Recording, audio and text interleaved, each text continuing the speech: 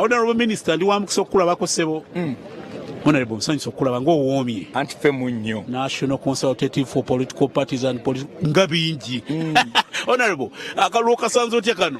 Mu Uganda tulina ekibiina ekitugatta ng'ebibiina by'ebyobufuzi kye kino kye bayita National Consultative for Political Parties and Organizations.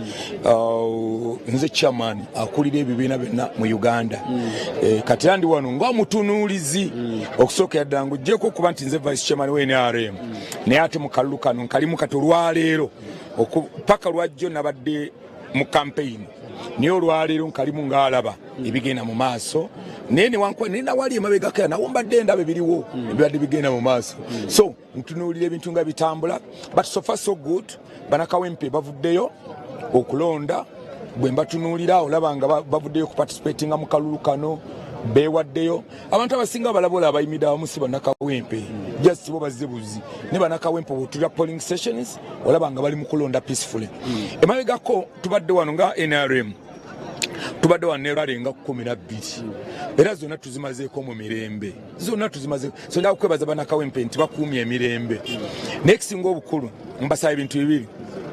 Okusooka nsaba abakulembeze b'ebibiina, political parties and organizations, okumanya nti tulina kye twasayininga kye bayita peace pledge. Twasayininga endagaano ffenna tugiteekako emikono ng'ebibiina by'obufuzi ebiri mu Uganda okuba n'akalulu ak'emirembe. Ekyokubiri, tulina etteeka eritufuga lyetuta code of conduct.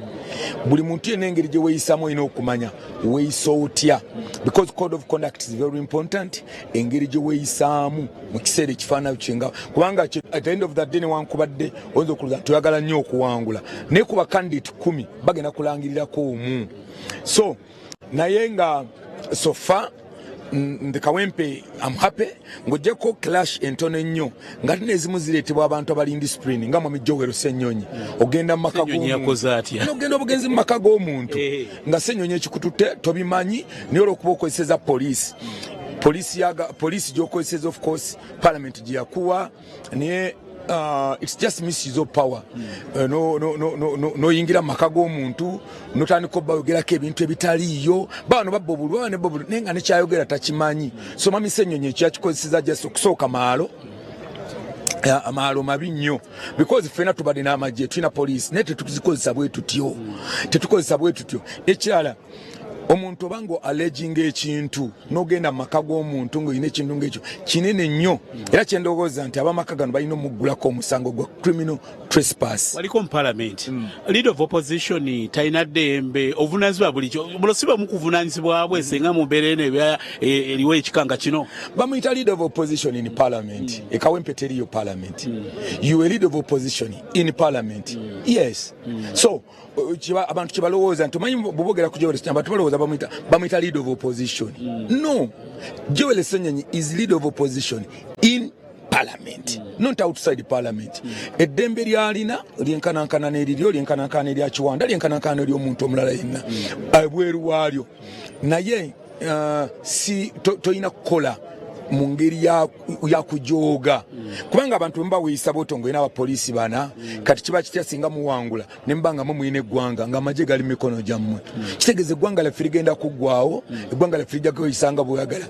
So abantu kibalina okumanya nti olina obuyinza naye tobutwalira mu ngalo nga bwe nalaba ejjowero bwabutwalira mu ngalo. Honorable, tulabyemu ku bibaddeyo bikulu abamu ku babaka ba palamenti muwaga ku nnyingi, omubaka w'ekyalo tulaba mubaka Nyeko bagenzeeko mu Kadukulu. Embeera eno eri regular, yabaddeyo oversight, wabaddeyo security breach, mwenga bana NRM ab'ekikula nga kino badde balina omusago gwe bazizza, si kugenda tusiigeko just ku kifaananyi. No, ekyo sisobola kigenda nnyo wala olw'ensonga nga tunategeera case yonna nga bwefaanana.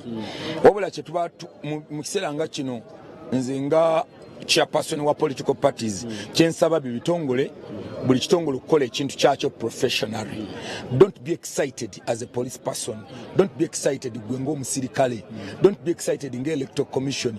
Uganda tegenda kuggwawo leero, we are still here. So kikulu nnyo omuntu okumanya nti ekintu kye tuliko gwe bw'obanga otambula, buli muntu yenna bw'anaakola omulimu gwe bulungi, eggwanga lyaffe lijja kuba n'emirembe. Kamusibulo ogenda okwasaganya, nsanyuse nnyo okulaba nzaani yakukwata mu ngalo, nakulabanga ku TV baddaye, so tyebeewo. Amiina. Weewaawo tukyali wano kawempe tugenda maaso n'okula. Download the Salt Media app from the Google Play Store and the Apple App Store.